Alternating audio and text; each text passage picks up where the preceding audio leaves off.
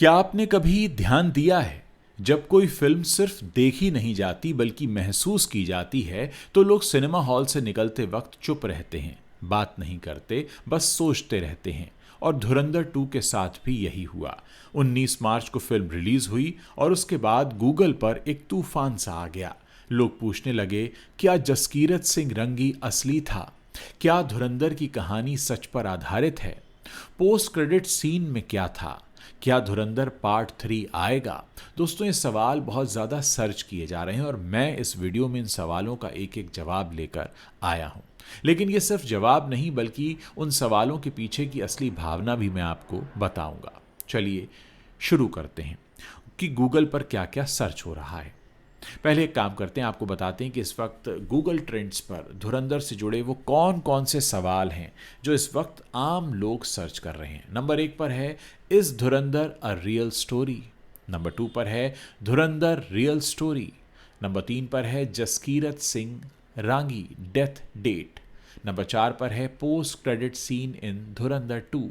Number 5 पर है, is Dhurandhar 3 coming? Number 6 पर है, will there be Dhurandhar 3? Number 7 पर है, इज देयर धुरंधर 3? यानी पूरे देश की जिज्ञासा इन्हीं 7 सवालों के इर्द गिर्द घूम रही है। और दिलचस्प बात यह है कि ये सातों सवाल एक दूसरे से जुड़े हुए हैं, एक धागे से, और वो धागा है जसकीरत सिंह रांगी का। धुरंधर 2 का बॉक्स ऑफिस धमाका भी इस समय काफ़ी चर्चा में है। इसीलिए इससे पहले ज़रूरी बात आपको बतानी ज़रूरी है कि ये फिल्म आई क्यों और इतनी बड़ी क्यों बन गई। देखिए, धुरंधर 2 ने पहले दिन 102 करोड़ 55 लाख रुपए का नेट कमाई की है 21,728 शोज़ में, और पेड प्रीव्यूज़ के करीब 43 करोड़ और जोड़ लें तो ये आंकड़ा करीब 145 करोड़ के पार चला जाता है। इसने स्त्री 2 के 54 करोड़, पठान के 57 करोड़, एनिमल के 64 करोड़ और जवान के 75 करोड़ सबको पीछे छोड़ दिया। यहाँ तक कि बाहुबली 2 121 करोड़ और RRR के 133 करोड़ को भी ये पार कर गया। बुक माई शो पर 1 घंटे में 1,09,000 टिकट बिके। पुष्पा 2 का भी रिकॉर्ड टूटा। लेकिन मैं आपसे एक बात कहना चाहता हूँ, जब कोई फिल्म सिर्फ इसलिए नहीं देखी जाती कि उसमें स्टार्स हैं या एक्शन हैं, बल्कि इसलिए देखी जाती है कि वो आपके अंदर कुछ जगाने लगती है, तो उसके नंबर्स सिर्फ नंबर्स नहीं रहते, वो एक सेंटिमेंट भी बन जाते हैं। और धुरंधर का सेंटिमेंट इस समय एक टूटे हुए इंसान की जीत का है। अब सवाल यह है कि क्या इसकी कहानी असली है, क्या सच है और क्या नहीं। अब आते हैं इस सवाल पर जो सबसे ज़्यादा गूगल पर सर्च किया जा रहा है, क्या धुरंधर की कहानी सच पर आधारित है? तो जवाब है कि आंशिक रूप से हाँ, लेकिन पूरी तरह से नहीं। फिल्म का ऑपरेशन धुरंधर असल में पाकिस्तान के ऑपरेशन लियारी से प्रेरित है, जो 2012 के आसपास शुरू हुआ था, जिसमें कराची के लियारी इलाके में आपराधिक गिरोहों के खिलाफ बड़ी शहरी कार्रवाई हुई थी। इसके अलावा फिल्म में 1999 का IC-814 हाईजैक, 2001 का संसद हमला और 2008 के 26/11 मुंबई हमले जैसी असली घटनाओं का भी जिक्र है, जो कहानी को एक ऐतिहासिक जमीन देते हैं। रहमान डकैत का किरदार जो अक्षय खन्ना ने निभाया, ये रहमान बलूच नाम का एक असली गैंगस्टर था, उससे इंस्पायर्ड है। और R माधवन का अजय सान्याल, ये किरदार आप जानते हैं अजीत डोभाल यानी भारत के राष्ट्रीय सुरक्षा सलाहकार जो हैं, उनकी छवि से प्रेरित है।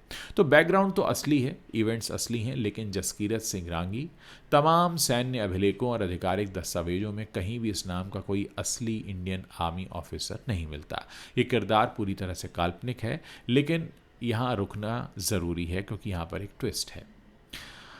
ये वो हिस्सा है जो शायद सबसे ज़्यादा सर्च किया गया, क्योंकि लोग जसकीरत सिंह रांगी को काफ़ी सर्च कर रहे हैं। आदित्य धर की 2019 की फिल्म जो आई थी उरी द सर्जिकल स्ट्राइक, इसमें कीर्ति कुल्हाड़ी का किरदार अपने शहीद पति का जिक्र करता है और उस पति का नाम था कैप्टन जसकीरत सिंह रांगी, पंजाब रेजिमेंट। उरी में वो मारे गए थे, धुरंधर में वो जी रहे हैं एक और ज़िंदगी में। ये नाम इतना स्पेसिफिक है कि इसे महज कोइंसिडेंस हम नहीं कह सकते। एक सोल्जर जो एक बार दुनिया के लिए शहीद हो चुका था, जो दरअसल कहीं छुपा हुआ था एक ऐसे काम में जिसे कोई नहीं जानता। क्या आदित्य धर एक बड़ा सिनेमैटिक यूनिवर्स बना रहे हैं? उरी और धुरंधर एक ही वर्ल्ड के 2 अध्याय हैं। इन सब के देखिए ऑफिशियल जवाब तो उपलब्ध नहीं है, लेकिन इस पॉसिबिलिटी ने लाखों लोगों को सोचने पर मजबूर ज़रूर किया है। अब सवाल ये है कि जसकीरत की असली पीड़ा क्या है।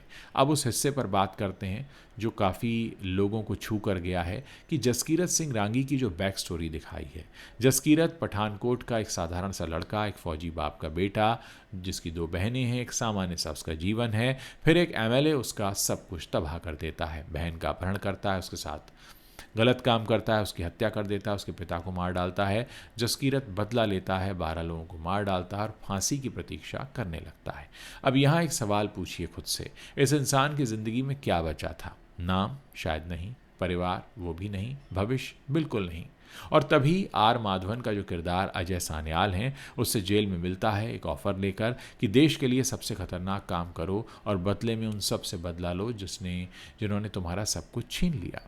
ये सिर्फ एक स्पाई ओरिजिन स्टोरी नहीं है, ये उस इंसान की कहानी है जिसे सिस्टम ने तोड़ा और फिर उसी टूटे हुए इंसान को अपनी ताकत उसने बना लिया। यहाँ एक और बड़ी बात है जो हम सब महसूस करते हैं लेकिन शायद कहते नहीं, कि जब इंसान के पास खोने के लिए कुछ बचता नहीं है तो वो सबसे निडर हो जाता है। जसकीरत भी वही निडर लड़का है, एक ऐसा इंसान जिसे मौत से डर नहीं लगता क्योंकि वो तो पहले ही मर चुका था। अब बात करते हैं कि धुरंधर 2 का जो अंत हुआ तो हमज़ा अली मज़ारी का क्या हुआ। पार्ट 2 का जो क्लाइमैक्स है, देखिए स्पॉइलर अलर्ट दे रहा हूँ, अगर अभी भी किसी ने फिल्म नहीं देखी है तो वो ये वीडियो यहाँ से स्किप कर सकते हैं, क्योंकि धुरंधर 2 में हमज़ा यानी जसकीरत मुरिद के जाता है। मेजर इकबाल से आखिरी टकराव होता है, बलूच फाइटर्स के साथ मिलकर वो एक आतंकी कैंप ध्वस्त करता है, लेकिन पाकिस्तानी फ़ौज उसे पकड़ लेती है, उसे यातना दी जाती है और तब आर माधवन का अजय सान्याल एक पाकिस्तानी ऑफिशियल को ब्लैकमेल करके उसे रिहा करवाता है। एक बड़ा ट्विस्ट ये है कि राकेश बेदी का किरदार जमील जमाली, जो पाकिस्तान में लगभग 45 सालों से रह रहा था, असल में एक भारतीय जासूस निकलता है और वही हमज़ा की रिहाई में सबसे बड़ी भूमिका निभाता है।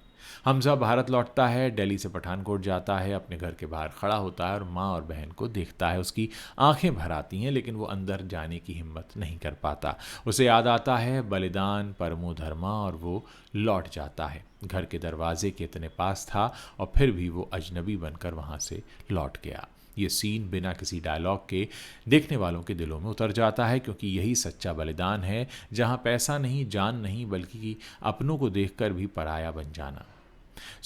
अब वो सवाल जो सबसे ज़्यादा वायरल हो रहा है कि धुरंधर 2 का जो पोस्ट क्रेडिट सीन है वो क्या है। देखिए, फिल्म में 2 एंड क्रेडिट सीन्स हैं। पहला एक मोन्टाज है जिसमें दिखाया गया है कि अजय सान्याल ने जसकीरत को कैसे ट्रेन किया था, कॉम्बैट, सर्वेलेंस और हर तरह के ऑपरेशंस के लिए तैयार किया था। दूसरा एक ब्रीफ सीन है जिसमें जनरल शहनवाज, जो राज जुत्सी ने किरदार निभाया है, उनको हमज़ा को रिहा करने के लिए मजबूर किया जाता है और वो गुस्से में आ जाते हैं। ये सीन थोड़ा हल्का है लेकिन मुख्य कहानी को अफेक्ट नहीं करता।